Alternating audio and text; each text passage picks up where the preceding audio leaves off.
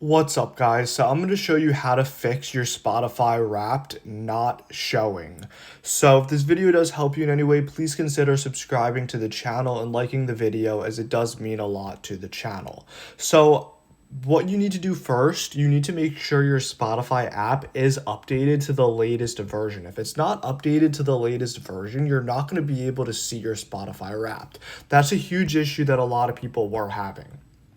So once it's updated to the latest version, what you want to do, if you still don't see it, you want to go to your internet browser and you want to go ahead and search up spotify.com/wrapped.